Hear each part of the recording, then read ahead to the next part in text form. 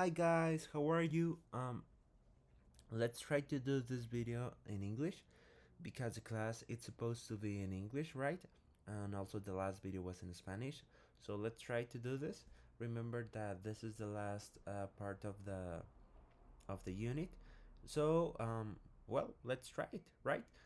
Also, I'm going to say some Spanish words to make it clear.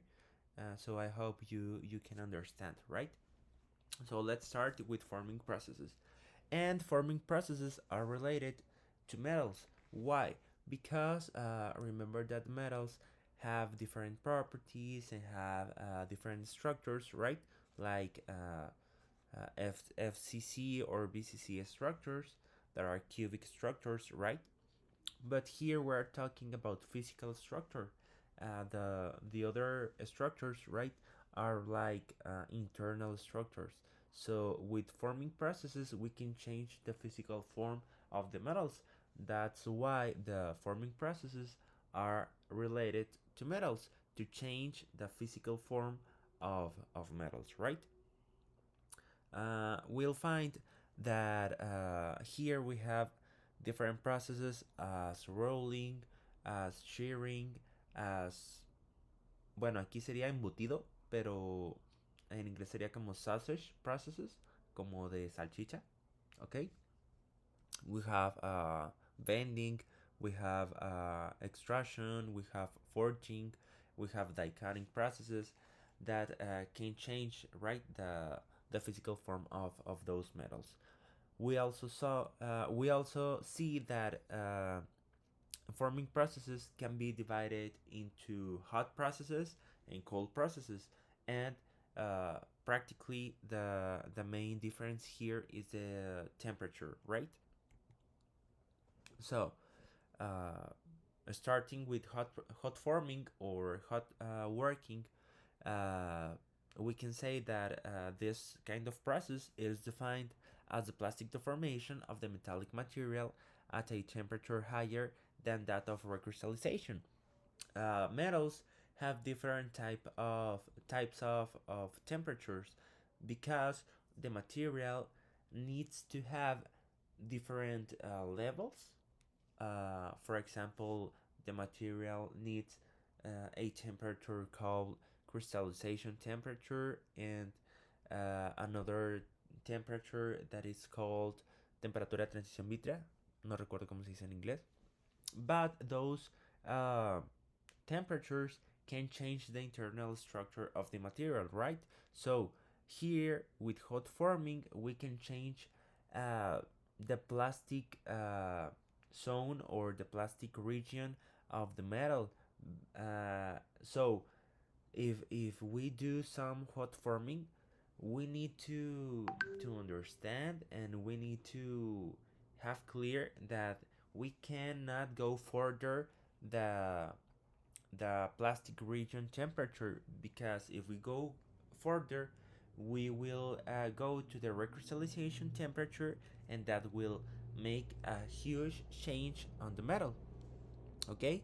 Also, the main advantage of hot work consists in obtaining an almost unlimited plastic deformation, right? So we can play with the material, which is also suitable for casting large parts because metal has a low yield strength and high ductility. Remember that ductility is very important of the metals, also malleability, because we need to work with them, right?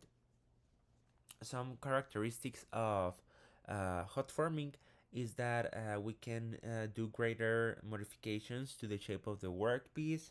The efforts are minor compared with other types of processes.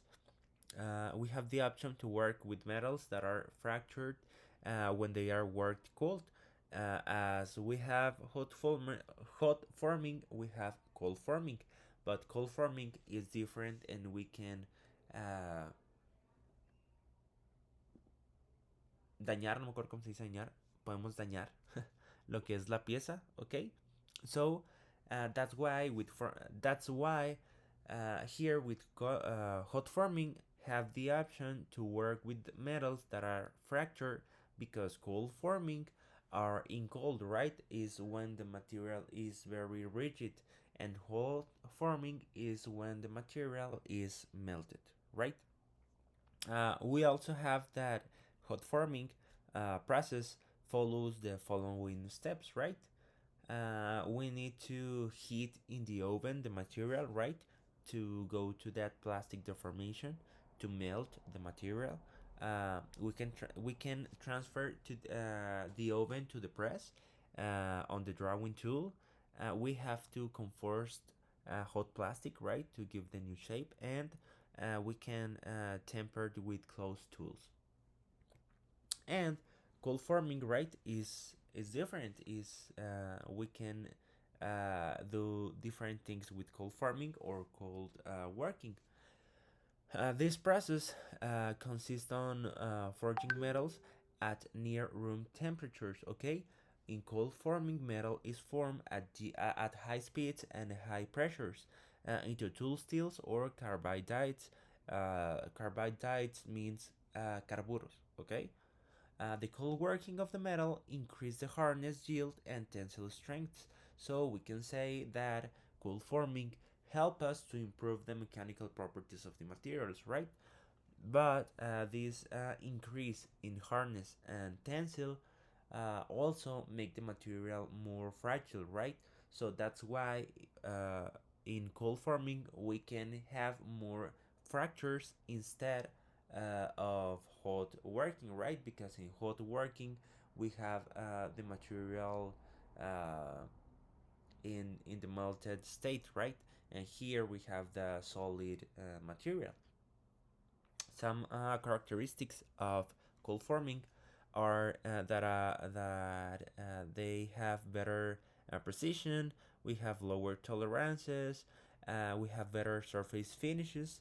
Uh, we can have a greater hardness, but it requires greater effort, right? Because cold forming is uh, with solid metals, so the the the strength that you need, right? The effort that you need will be tremendous compared to hot forming, right? Because in hot forming we only need temperature, and here we have to here we need strength, right? Effort. As you can see in the picture, right? We have the cold forming. You can see how the metal change the shape, right? According to the steps or according to the face, or according to the uh, sequence of that piece, right? So now we have some processes that are related with cold forming. Here we have bending processes, we have this embutido sausage processes, and we also have shearing processes, right? And we can see that those types of processes are very different, right? In bending, we have like we need a punzon, like a triangle that will bend the material, right? We can see that we create a 90-degree piece because you are making that angle between the surface or to the shape of the metal. In the sausage processes, right, we also have the punzon, but the punzon here is like cylindrical. Okay, you have um, un área redonda. No me acuerdo cómo se dice eso en inglés. And we have shearing, and here uh, we have some height of the metal, right? And then we can need to to apply some force, right, on the punzon to make this sillazamiento or this shearing to the material and cut the piece, right? Also, we have rolling, and here rolling uh, consists, right, on pass through a machine the metal, right. We can also see this like laminating, okay. And the main reason to do this is because we want to decrease the thickness of the piece, right. We want to reduce that thickness, and we need to apply verdad, apply verdad, to apply forces on both sides of the piece of the metal, right. uh, this We have some rollers, as you see, the rodillos, uh, and these rollers, right, they rotate by tightening and pulling the part between them, right. So the metal pass through the rollers, and how and in that way we can obtain these rolling processes, right. And also the result of the rolling can be result in raw material, right. And we can use that material in subsequent processes to obtain better results, right, like die cutting or bending or drawing. Also, we need to say that the crystals that are in the steel or that are in the metal will be apachurrados, as you can see, because we have the metal in the macroscopic way, right. We have the metal with the normal crystals, but once they pass through the rollers, the crystals will be apachurrados, will be compressed, right? And that can change the properties of the metal, because now those crystals are compressed, are very tight. The space between them are very tight, so we will have some change on the properties and also on the surface of the metal. Okay, we can say that have de reacomodo de la microestructura. Here on bending, right, on doblado, we have that this bending is the deformation, right, of sheets of metal in certain angle. As I said before, the normal thing is like have angles of 90 degrees, but also we can have greater angles than 90 degrees, or less angles than 90 degrees, right. During this operation, the outer fibers of the materials are in tension, while the inner fibers are in compression, okay. Remember that the metals have these inner and outer fibers, and depending on the bending, we will have the tension or the compression behavior, right. And remember that bending does not produce significant change in the thickness of the sheet metal, right? Because we only bend the material in some in certain angle. Okay. We have also shearing, and here shearing, sorry, is a process of cutting, right. Here we have the cutting operation, and here we need to decrease the the sheet, right. We need to decrease the the size of the sheet, and that's why we do these shearing processes, right. We need smaller sizes, for example, so we need these shearing processes.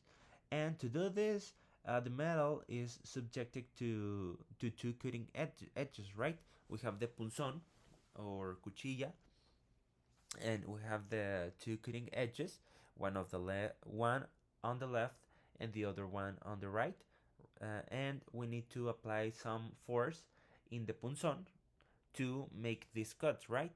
And the thickness of the material needs to be not too large or not too big, because with greater thickness we need greater punzones. Okay, we need higher force, we need different elements. So let's try to keep the thickness of the material in very short values, okay, or in very standard values, right? We have a standard values and we have to uh, respect those values, okay. Also we can see that coins are elaborated with this type of shearing, right? Here you can see a photo of the molde and how we can cut coins with this type of shearing, right? We need to apply some force to the circles on the molde, and that's how we can obtain coins, right?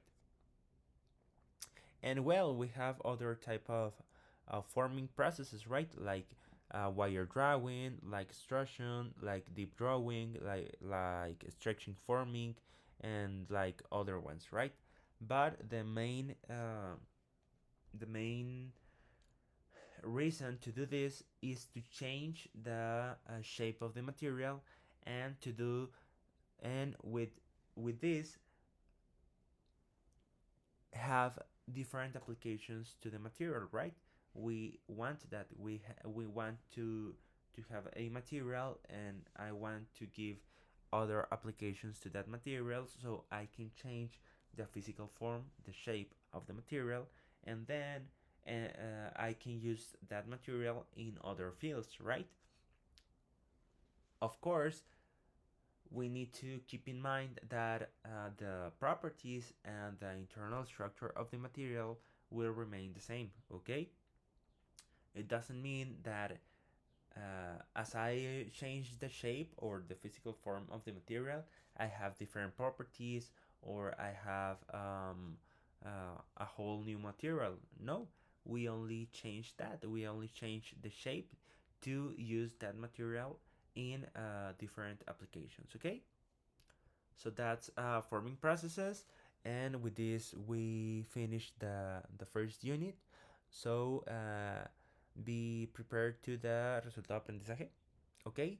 And if you have any doubt, you can ask me. You can contact me by Neo or Zoom or Teams or my phone, or I don't know.